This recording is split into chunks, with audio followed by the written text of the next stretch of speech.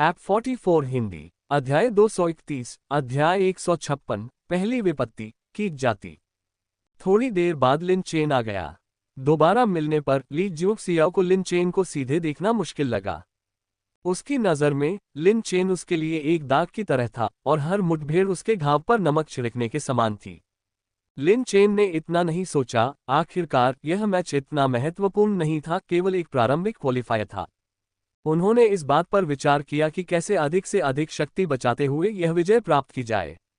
उनके पहुंचने के कुछ ही देर बाद सीनियर रेफरी आए और बोले, अगर और कुछ नहीं है तो चलिए शुरू करते हैं।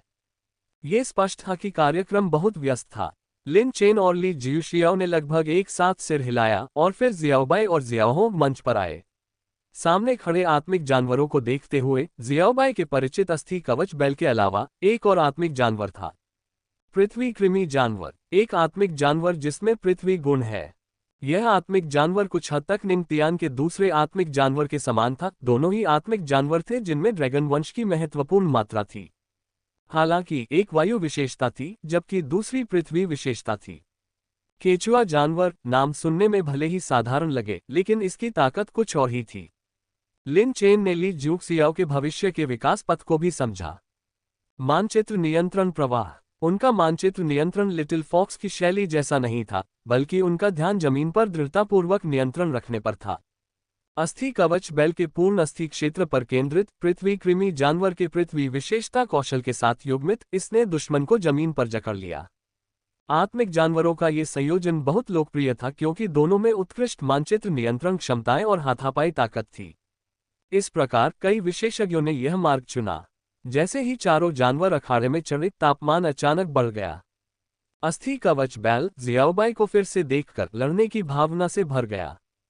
कहा जाता है कि यह घाव ठीक हो जाने के कारण दर्द भूल गया था, तथा यह अपनी पिछली हार को स्वीकार करने के लिए बिल्कुल तैयार नहीं था।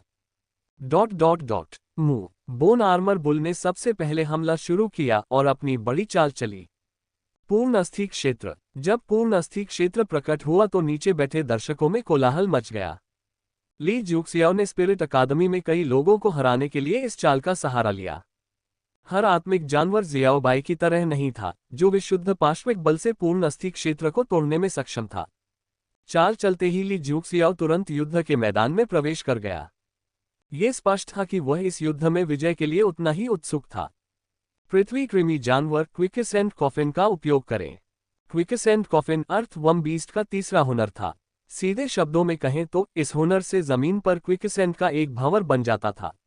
अगर विरोधी बच नहीं पाता तो उसे जिंदा ही दफन कर दिया जाता था। क्विकेसेंट कॉफिन का कौशल स्तर भी बहुत ऊंचा था, इसलिए जब ये कौशल सामने आया तो नीचे बैठे लोग इसके बारे में बात करने लगे। इसमें कोई आश्चर्य नहीं कि उसने अपने पहले स्पिरिट बीस्ट को त्याग दिया। अर्थवर्म बीस्ट में ऐसा कौशल जागृत होने और बाद में बोन आर्मर बुल के एब्सोल्यूट बोन रियल्म के साथ युग्मित होने के बाद क्या वे अजय नहीं हो जाएंगे? ठीक है, कोई भी हिल नहीं पाएगा। बहुत असामान्य चर्चाओं के बीच उन्हें ये भी महसूस हुआ कि यह मैच उतना घुटन भरा नहीं था जितना की कल्पना की गई थी। शायद ली जुक्सियाओ के पास अभी भी मौका था। जिस समय पूर्ण अस्थि क्षेत्र का निर्माण हुआ, पृथ्वी कृमि जानवर ने तुरंत अपना कौशल जारी कर दिया। छोटी लोमड़ी ने भौहें चढ़ाईं। इस समय उसे अप्रत्याशित रूप से एहसास हुआ कि लिन चेन ने क्या कहा था। भविष्यवाणी। इससे कोई फर्क नहीं पड़ता कि प्रतिद्वंद्वी का कौशल कैसा था, लेकिन कुल मिलाकर प्रतिद्वंद्वी निश्चित रूप से अपने हमलों का समन्वय पूर्ण अस्थि क्षेत्र के साथ करेगा। लिटिल फॉक्स ने अपना हाथ उठाया और पृथ्वी कृमि जानवर की ओर एक सुपर फायरबॉल लॉन्च किया। यह दृश्य देखकर लिन चेन भी क्षण भर के लिए स्तब्ध रह गया। इस छोटी लोमड़ी की प्रतिभा सचमुच बहुत ऊंची थी। उन्होंने शुरू में इस मैच के समाप्त होने और उनके वापस लौटने के बाद लिटिल फॉक्स के लिए सारांश प्रस्तुत करने की योजना बनाई थी। अब ऐसा लग रहा था कि यह बात पहले ही फैल चुकी है। अच्छा। जैसे ही सुपर फायरबॉल बाहर निकला, बोन आर्मर बुल ने तुरंत एक बोन आर्मर कठपुतली बनाई जिससे अर्थवर्म बीस्ट को सुपर फायरबॉल को रोकने में मदद मिली। जैसे ही यह धमाके के साथ फटा, ली जुक्सियाओ के दो आत्मिक जानवरों के कौशल समन्वित हो गए। एक क्षण के लिए जमीन पर हड्डियों की बेड़ियां और रेत के ढेर दिखाई दिए। पलक झपकते ही जियाओबाई ने अंततः कार्रवाई की। वह सिर्फ देख नहीं रहा था, वह सोच रहा था कि उसे क्या कदम उठाना है। अंततः उसे उत्तर मिल गया। पृथ्वी के कृमि जानवर से डरने की कोई आवश्यकता नहीं है, दलदल उसकी थोड़ी सी भी हलचल को पकड़ नहीं सकता। मुंह ये दहाड़ता था जिससे आयरन हॉर्न इम्पैक्ट सीधे सक्रिय हो जाता था। इसके तुरंत बाद बर्बर रक्तरेखा और अनंत धिक्कार दानव हॉर्न एक साथ सक्रिय हो गए। हालांकि इस डर से कि यह बेल को बहुत दूर धकेल सकता है, ज़ियाओबाई ने केवल प्रवेश स्तर के अनंत धिक्कार दानव हॉर्न का उपयोग किया, पूरी ताकत का उपयोग करने का साहस नहीं किया। अंततः 1000 छायाओं का एकीकरण। जैसे ही 13 अवशिष्ट छायाएं एक दूसरे पर छा गईं, अस्थि कवच बेल और पृथ्वी कृमि जानवर ने अचानक अपने सिर उठाए, ठीक वैसे ही जैसे वे कार्रवाई की तैयारी कर रहे थे। ज़ियाओबाई पहले ही अस्थि कवच बेल के सामने पहुंच चुकी थी। भूभाग का उपयोग करते हुए पृथ्वी कृमि जानवर ने तुरंत अस्थि कवच बैल के सामने एक दीवार खड़ी कर दी। लेकिन अस्थि कवच बैल की पुतलियां भय से भर गईं। उस समय इसका भारी कवच भी ज़ियाओबाई के प्रहार का सामना नहीं कर सकता था। अब ज़ियाओबाई भयानक रूप से उत्परिवर्तित। एक छोटी सी मिट्टी की दीवार ज़ियाओबाई को कैसे रोक सकती है? क्रैक, धमाका। लगभग तुरंत ही पृथ्वी की दीवार टूटकर खंडहर में बदल गई, हवा में बिखर गई। इसके बाद ज़ियाओबाई का सींग अस्थि कवच बैल से बुरी तरह टकराया। पिछली बार की तरह अस्थि कवच बैल का भारी कवच एक पल में राख में बदल गया और फिर उसे दूर फेंक दिया गया। इस बार ये और अधिक ऊंचाई पर और दूर तक उड़ गया। उड़ान के दौरान अस्थि कवच बैल बहुत सचेत रहा। उसे पता था कि वह पुनः मेडिकल पवेलियन की ओर जा रहा है। एक अन्य मुकाबले में तो वह प्रतिद्वंद्वी की एक भी चाल का सामना नहीं कर सका। स्नैप। जब अस्थि कवच बैल भारी रूप से उतरा तो पूरा दर्शक वर्ग उत्साहित हो गया। अस्थि कवच बैल ने अभी तक अपना चौथा कौशल भी नहीं दिखाया था, फिर भी परिणाम पहले से ही निर्धारित था। बहुत भयानक है, मैं उससे मुठभेड़ नहीं करना चाहता। किसने कहा कि हाथापाई में कोई संभावना होती है? ये समय गिनती में नहीं आता। गिन मेरे पैर। अब अपने 2 आत्मिक जानवरों को वहां भेज और देख कि क्या वे उसके बैल को हरा सकते हैं। पहली आपदा कीट जाति 2। ये परिणाम देखकर छात्रों में चर्चा का तूफान मच गया। जैसे ही ज़ियाओबाई ने जमीन पर उतरकर पृथ्वी कृमि जानवर की ओर एक नजर डाली, आश्चर्यजनक रूप से उसने आगे हमला करने की योजना नहीं बनाई, बस चुपचाप देख रहा था। ये देखकर छोटी लोमड़ी बहुत खुश हुई। ज़ियाओबाई उसे चमकने का, युद्ध का अनुभव इकट्ठा करने का मौका दे रही थी। इसमें कोई आश्चर्य नहीं कि यह इसका बॉस है। वो आंखों में आंसू लिए जियोहोंग ने अथक प्रयास किया और ट्रू फ्लेम मोड में एक ज्वलंत तूफान को छोड़ने के लिए अपना हाथ ऊपर उठाया। पृथ्वी कृमि जानवर भयभीत होकर आधी गति से प्रतिक्रिया करता है, अपने सामने एक बार फिर मिट्टी की दीवार खड़ी करता है और अपने मुंह से मिट्टी की रेत की 2 धाराएं थूकता है, जो 2 सांपों की तरह छोटी लोमड़ी की ओर तेजी से बढ़ती हैं। लेकिन छोटी लोमड़ी अविचलित रही, क्योंकि ज्वलंत तूफान ने रेत को छुआ और उसे तुरंत पिघला दिया, फिर सीधे पृथ्वी कृमि जानवर पर बमबारी की। बूम! एक बार फिर धमाके की आवाज हुई और उसके तुरंत बाद एक जला हुआ सिर वाला केचुआ जानवर जमीन से रेंगता हुआ ऊपर आया। अब वह बुरी तरह घायल हो चुका था और यदि उसने अभी थोड़ी धीमी गति से खुदाई की होती तो वह भुनकर मर सकता था। पृथ्वी कृमि जानवर पसीने से भीग गया था। इस छोटी लोमड़ी की लपटें बहुत भयानक थीं, जो लगातार उसके 2 कौशलों को तोड़ रही थीं। क्या अब हम निष्पक्ष खेल सकते हैं? ली जुक्सियाओ ने अंततः इस क्षण समय पर कहा, मैं स्वीकार करता हूं। वह बहुत अधिक तर्कसंगत हो गया। अस्थि कवच बैल के पास भारी कवच था, इसलिए उसकी चोटें गंभीर नहीं थीं, और पृथ्वी कृमि जानवर की रक्षा अस्थि कवच बैल की तरह दुर्जय नहीं थी। समय रहते लड़ाई रोकना सबसे बुद्धिमानी भरा निर्णय था। लिन चेन ने ज़ियाओबाई और ज़ियाओहोन को भी नीचे बुलाया। वास्तव में उन्होंने पहले से ही बीस्ट फाइटिंग कॉन्फ्रेंस के लिए रणनीति के बारे में सोच लिया था, और वर्तमान में स्पिरिट अकादमी में बहुत कम लोग थे जो उनके साथ स्थान के लिए प्रतिस्पर्धा कर सकते थे। इसलिए अधिकांश मैचों में ज़ियाओबाई आसानी से आगे बढ़ सकती थी। छोटी लोमड़ी चुपचाप पर्दे के पीछे रहकर युद्ध का अनुभव अर्जित करती रहती थी।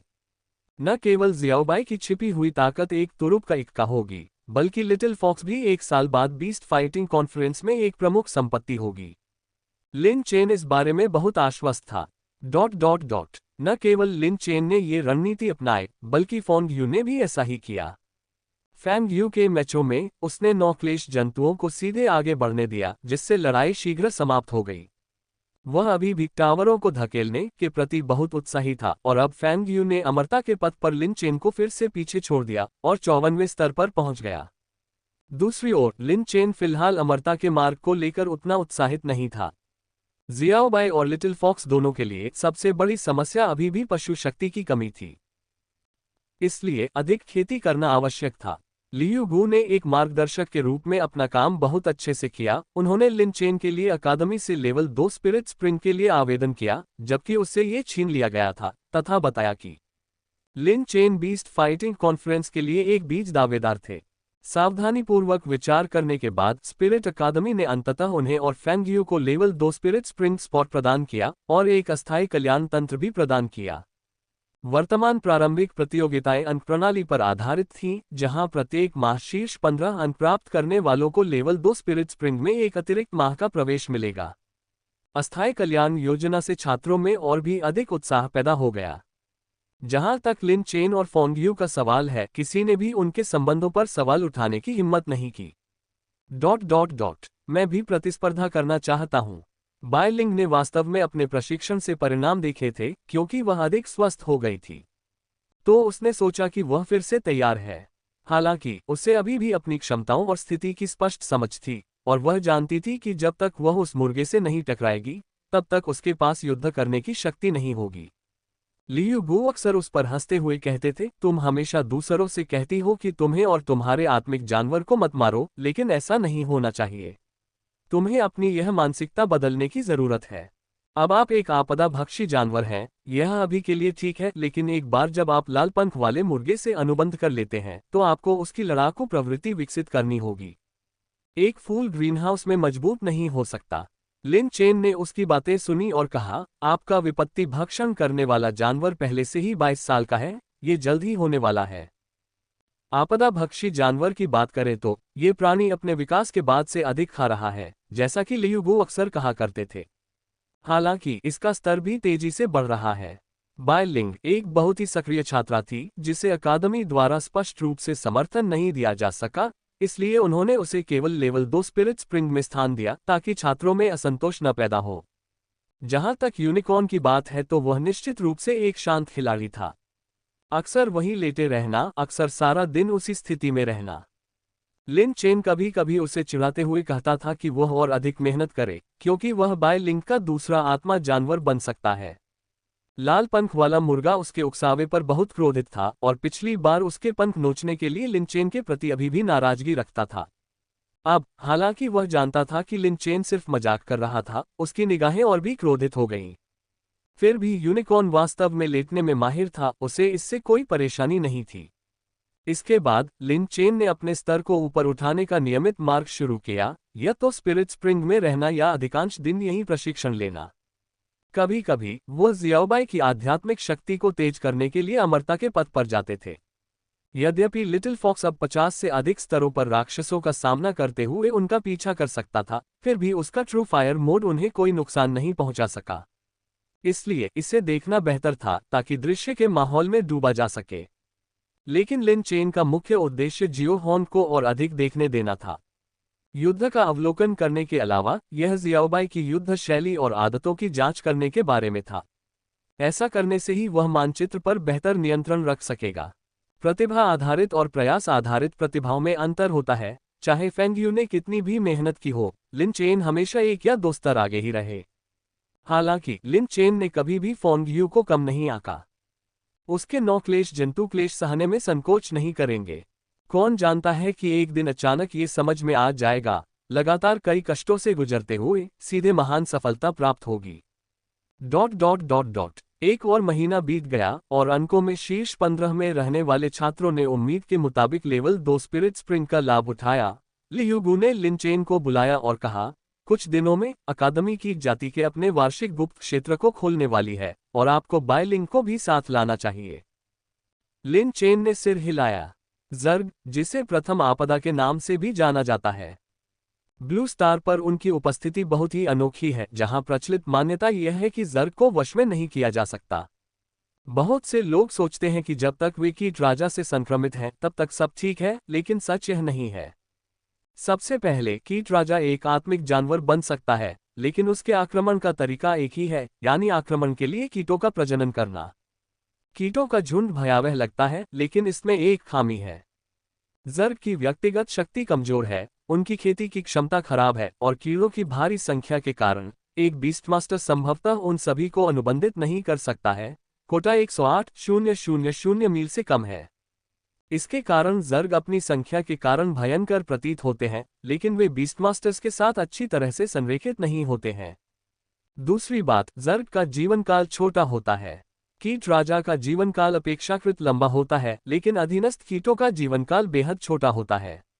आप जर्ग के 2 महासेनापतियों को सावधानी से विकसित कर सकते हैं, उन्हें विशेष सुविधा दे सकते हैं, फिर भी वे 30 या 40 वर्षों में मर सकते हैं। इस कारण से मानव जाति जर्ग को एक आपदा प्रकार के आत्मिक जानवर के रूप में वर्गीकृत करती है, क्योंकि उनका प्रजनन अविश्वसनीय रूप से अतिरंजित है और यदि उन्हें नियंत्रित नहीं किया गया तो वे पूरे महाद्वीप पर कब्जा कर सकते हैं। हालांकि मनुष्य ने उन्हें पूरी तरह से खत्म नहीं किया है, उन्होंने कीट राजाओं के अस्तित्व की ओर से आंखें मूंद ली हैं। लिंग पर्वत की गहराई में स्थित यह स्थान प्राचीन काल से ही प्रमुख प्रजनन स्थल रहा है। अफवाह यह है कि ताइचू युग के दौरान एक महान मानव शक्ति ने यहाँ एक कीट राजा की खोज की और बाद में इस व्यक्ति ने इसके दयालु हृदय को देखा और इसे मनुष्यों द्वारा परेशान किए जाने को सहन नहीं कर सका, इसलिए उन्होंने इसके लिए वहीं एक अंतरिक्ष गुप्त क्षेत्र बनाया। ये कीट राजा गुप्त क्षेत्र अब भी मौजूद है, केवल यह अज्ञात है कि कीट राजाओं की कितनी पीढ़ियां बदल गई हैं। हालांकि स्पिरिट अकादमी कभी भी उनके प्रजनन की स्थिति में हस्तक्षेप नहीं करती है, बल्कि साल में एक बार छात्रों को कीड़ों को हटाने में मदद करने के लिए भेजती है। कीट राजा मौन स्वीकृति देता है, क्योंकि गुप्त क्षेत्र का स्थान सीमित है और यदि कीट बिना प्रतिबंध के प्रजनन करते हैं तो भविष्य में निश्चित रूप से भोजन की कमी और अन्य समस्याएं होंगी। इस गुप्त क्षेत्र के अपने लाभ हैं, जैसे कि इसमें अभी भी ताइचू युग से आध्यात्मिक क्यूई बरकरार है, जो इसे बीस्टमास्टर्स के अभ्यास के लिए बहुत उपयुक्त बनाता है। अब जियाओबाई और जियाओहोन के मार्गदर्शन में लिन चेन का स्तर तेजी से बढ़ रहा है। वह पहले से कहीं ज्यादा तेजी से 12वें स्तर पर पहुंच गया है। जब बाय लिंग ने मिशन पर जाने के अवसर के बारे में सुना तो उसकी आंखें चमक उठी और वह अपनी मुस्कान नहीं छिपा सकी। ये तुम्हारा इनाम है। लियू गु ने एक उन्नत अमृत फेंका, जो साधना में सहायता के लिए उपयोगी है। लिन चेन ये देखकर ललचा गया, लेकिन इस बार उसने साहपूर्वक कहा, गुरुजी, आप मेरा अपमान कर रहे हैं। बाय लिंग और मैं एक ही संप्रदाय से हैं, हमें एक दूसरे की मदद और समर्थन करना चाहिए। वह जितना ज्यादा बोलता गया, उसकी आवाज उतनी ही तेज होती गई। लियू गु ने आंखें सिकोड़ते हुए कहा, तुम्हें कुछ तो गड़बड़ है। गुरुजी, कृपया अपने छात्र का अब और अपमान न करें। लिन चेन ने गुस्से से जवाब दिया। बाय लिंग ने ये सुना तो उसकी आंखें चमक उठी। लिन चेन सचमुच एक अच्छा इंसान है। लियू गु ने स्वयं को अवाक पाया। लियू गु जितना अधिक समय तक लिन चेन को जानता था, उतना ही अधिक वह लिन चेन के चरित्र को समझता था। ऐसे धर्मी और साहसी शब्द निस्संदेह झूठे थे। यह आदमी कभी भी बिना लाभ के काम नहीं करता। क्या अचानक उसका हृदय परिवर्तन हो गया, या फिर उसकी रुचि बाय लिंग में है? इस तरह सोचकर लियू गु को थोड़ी राहत महसूस हुई। यदि बाय लिंग वास्तव में लिन चेन के साथ रह सकती है तो उसकी अलौकिक शुद्ध प्रकृति को कुछ सुरक्षा मिल सकती है। हालांकि वह इस बारे में बहुत अधिक सोच रहा था। लिन चेन वास्तव में बाय लिंग में रुचि रखता था, लेकिन एक व्यक्ति के रूप में उसमें नहीं। वह उसकी किस्मत में दिलचस्पी रखता था। लिन चेन हमेशा ये जानना चाहता था कि क्या बाय लिंग सचमुच इतनी भाग्यशाली है। एक बार घूमते समय उन्हें एक फीनिक्स मिला तथा दूसरी बार एक यूनिकॉर्न। उसे विश्वास नहीं हो रहा था कि इस अवशेष में उन्हें क्या अच्छी चीजें मिल सकती हैं। इसलिए लिन चेन ने बाय लिंग से कहा, निश्चिंत रहो, बस मुझसे बहुत दूर मत भटकना और मैं तुम्हारी रक्षा करूंगा। बाय लिंग ने चोंच मारने वाली लड़की की तरह सिर हिलाया और लियू गु से कहा, गुरुजी, देखिए, लिन चेन के बारे में आपकी गलतफहमी बहुत गहरी है। उद्धरण चिन्ह उद्धरण चिन्ह। कीट जाति का सफाया। 3 दिन बाद लिन चेन और बाय लिंग जाने के लिए पूरी तरह तैयार थे। इस बार मिशन को सरल माना गया, इसमें कोई वास्तविक खतरा नहीं था तथा सभी नए छात्र इसमें भाग ले सकते थे। वास्तव में इससे कोई फर्क नहीं पड़ता कि वे कीड़ों को हटा पाते हैं या नहीं, क्योंकि ये प्रशिक्षक अंततः स्वयं जाकर उन्हें हटा ही देते हैं। उन्हें अंदर आने देने का मुख्य कारण खेती करना था, यह एक लाभ था। इस गुप्त क्षेत्र की मेजबानी करने वाला अभी भी ताओवादी झांग था, लेकिन क्या यह इसलिए है क्योंकि पिछली बार उसे यह कहते हुए शर्मिंदगी हुई थी कि कोई खतरा नहीं है? इस बार उसने सीधे कहा, कीट जाति के व्यक्तिगत सदस्य बहुत कमजोर हैं, आपको उनके बारे में ज्यादा चिंता करने की जरूरत नहीं है। हालांकि उनकी संख्या बहुत अधिक है, इसलिए आपको उन्हें कम नहीं आंकना चाहिए। इन कीड़ों को पृथ्वी भरिंग कहा जाता है और वे स्वाभाविक रूप से आग से डरते हैं, इसलिए यदि आपके पास अग्निगुण वाला आत्मा जानवर नहीं है तो किसी भी स्थिति में एक साथी ढूंढना सबसे अच्छा है। बोलने के बाद ताओवादी झांग ने हाथ हिलाया। जैसे ही छात्र अंदर आने लगे, ताओवादी झांग ने बायलिंग की आकृति पर नजर डाली और कहा, उम्मीद है इस बार कोई परेशानी नहीं होगी, है ना? Dot dot dot dot. जैसे जैसे चमकदार सफेद रोशनी धीरे धीरे फीकी पड़ती गई, लिन चेन को आदिम जंगल की खुशबू आने लगी। तभी एक सरसराहट की आवाज आई, जिससे लिन चेन ने तुरंत अपनी आंखें खोली और देखा कि कुछ ही दूरी पर पृथ्वी भरिंगों का एक घना झुंड था। उनका स्तर बहुत कम था, अधिकतर स्तर 1 और स्तर 2। उच्चतर स्तर 5 या 6 पर थे, और न केवल जियाओबाई बल्कि लिन चेन भी उन्हें आसानी से धमका सकता था। लेकिन सबसे अधिक उत्साहित बायलिंग थी। कमजोरों से भरे इस क्षेत्र में उसे और उसके 3 साथी कमजोरों को चमकने का मौका मिला। इसलिए पानी का परीक्षण करने के बाद उसने हमला किया और एक भयंकर युद्ध लड़ा। जब लड़ाई समाप्त हुई तो वह इतनी उत्साहित थी कि वह चिल्लाते हुए कहने लगी कि वह 10 और लोगों से लड़ना चाहती है। अरे नहीं, अब तो उसमें बहुत ज्यादा आत्मविश्वास आ गया है। लिन चेन ने अपना माथा पोंछा, ये सोचते हुए कि अगर बाद में उसका सामना किसी शक्तिशाली राक्षस जानवर से हुआ तो क्या वह बस दौड़कर लड़ाई शुरू कर देगी। शाम को छोटी लोमड़ी खाना पकाने की जिम्मेदारी संभालती थी और बाय लिंग आग जलाने में अग्निपंख मुर्गी की मदद लेती थी। हालांकि वह खाना पकाने में अच्छी नहीं थी, लेकिन मिठाइयां बनाने में माहिर थी। ऐसा इसलिए था क्योंकि वह छोटी उम्र से ही दवाओं के बारे में जानती थी और उसे मिठाइयों का बहुत शौक था। परिणामस्वरूप उसके द्वारा बनाई गई मिठाइयां असाधारण रूप से अच्छी थीं। जब खाने का समय हुआ तो लिन चेन ने दिन भर की घटनाओं का वर्णन किया और बायलिंग ने अपना सिर खुजलाते हुए कहा, चिंता मत करो, मुझे पता है कि मैं सबसे कमजोर हूं। लिन चेन राहत के साथ खाना खाने चला गया, हालांकि उसके बगल में बैठा लालपंख वाला चिकन असंतुष्ट था। हालांकि उसे पता था कि उसे कमजोर नहीं कहा जा रहा है, फिर भी वह बहुत परेशान था। मुर्गे ने आपके साथ क्या किया, इसे कमजोरी से क्यों जोड़े? बायलिंग, जो कि एक पर्यवेक्षक था, ने तुरंत उसकी नाराजगी को भांप लिया और उसे सांत्वना देने चला गया। लिन चेन और अन्य लोगों के खाना खत्म करने के तुरंत बाद अप्रत्याशित रूप से पृथ्वी बीटल फिर से आ गए। बायलिंग ने एक और लड़ाई के लिए आक्रमण किया, इस बार 1 घंटे तक लड़ते हुए अंततः कहा, वे अंतहीन हैं, बिल्कुल अंतहीन। उद्धरण चिन्ह डॉट डॉट डॉट उद्धरण चिन्ह। लिन चेन ने भी महसूस किया कि उनकी संख्या बहुत अधिक थी। ये कीट प्रजाति के जीव वास्तव में डरावने थे। लिन चेन को अंततः ये समझ आ गया कि कीट जाति को क्यों नहीं जोड़ा जा सका। खाना, इतने सारे कीड़ों को पालने के लिए पर्याप्त भोजन कहाँ से मिलेगा?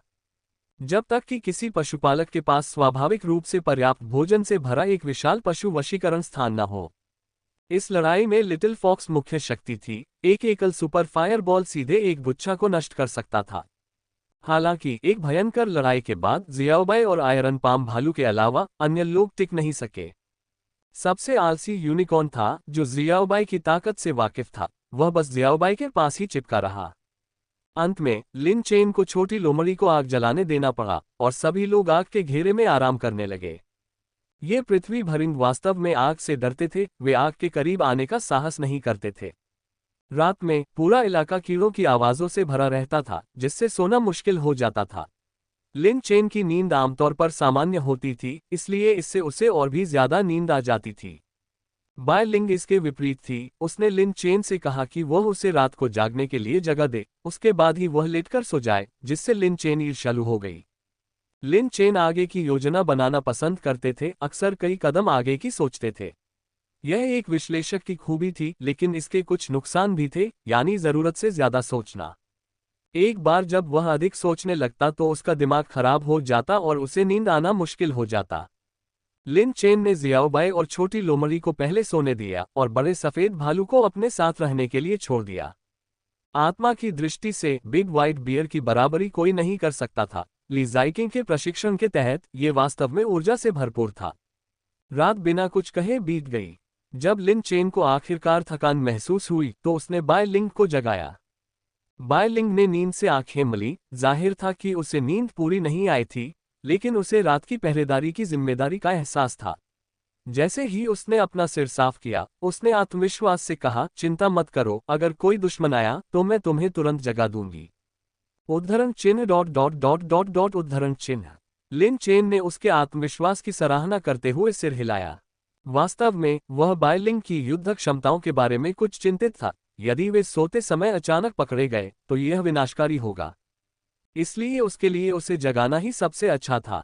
उसने जियाओबाई को भी जगाया, फिर बड़े सफेद भालू के पेट पर झुक गया और सो गया। जब सुबह हुई, लिन चेन की नींद खुली और उसने देखा कि बाय लिंग काम में व्यस्त है। वह सूरज की ओर देख रही थी और अनुमान लगा रही थी कि दोपहर हो चुकी है। तुमने मुझे क्यों नहीं जगाया? लिन चेन ने पूछा। तुम गहरी नींद में सो रहे थे, बाय लिंग ने मुस्कुराते हुए जवाब दिया और उसे कुछ मिठाई दी। लिन चेन ने इसे लिया, एक निवाला खाया, फिर चारों ओर देखा और पूछा, क्या रात के दूसरे भाग में कोई कीट हमला हुआ था? बाय लिंग ने अपना सिर हिलाया। अजीब बात है, लिन चेन ने सोचा। उसे ये थोड़ा अवैज्ञानिक लगा, क्योंकि कीट जाति बेहद डरावनी थी।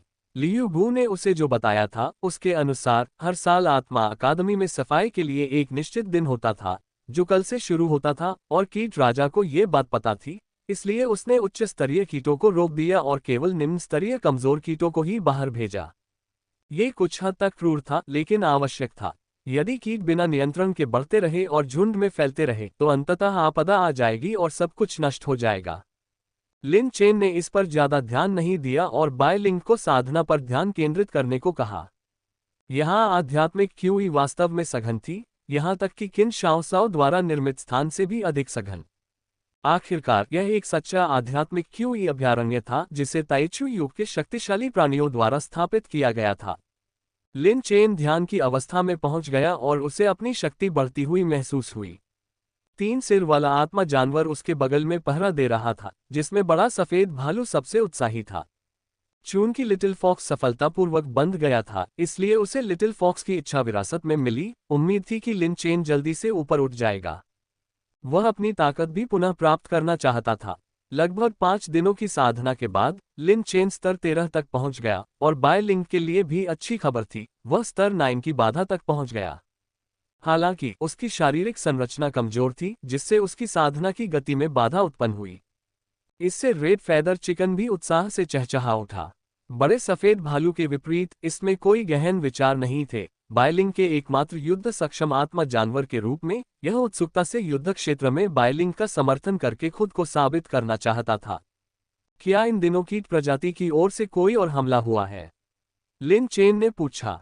जियाओबाई ने अपना सिर हिलाया। लिन चेन को यह अजीब लगा। कीट प्रजाति की संख्या अविश्वसनीय रूप से भयावह थी, लाखों या अरबों में। उन्होंने वास्तव में कितनों को मारा था? बाय लिंग ने अपनी मुठ्ठियां लहराते हुए कहा, क्या ये हो सकता है कि हमने अपनी लड़ाई से उन्हें डरा दिया हो? लिन चेन ने अजीब तरह से अपना माथा पोंछा। इन कीड़ों में बुद्धि की कमी थी, और कीट राजा के नियंत्रण के बिना वे घुसपैठियों को देखते ही हमला कर देते थे। छोड़ो भी, इस स्तर पर निशाना साधने का कोई मतलब नहीं है। लिन चेन ने इन कीड़ों के निम्न स्तर के बारे में सोचा और बाय लिंग की ओर देखा। उसके मन में एक शरारती विचार आया। गला साफ करते हुए उसने गंभीर स्वर में कहा, बाय लिंग, क्यों न हम कहीं घुमाएं? बाय लिंग बिना किसी हिचकिचाहट के सहमत हो गई, और लिन चेन तुरंत प्रसन्न हो गया।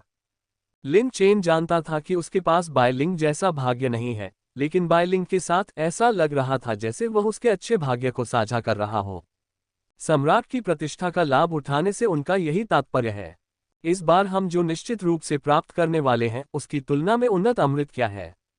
लिन चेन महत्वाकांक्षा से भरा हुआ था, और अंततः वह और उसका आत्मा जानवर दोनों इस क्षेत्र को छोड़कर चले गए।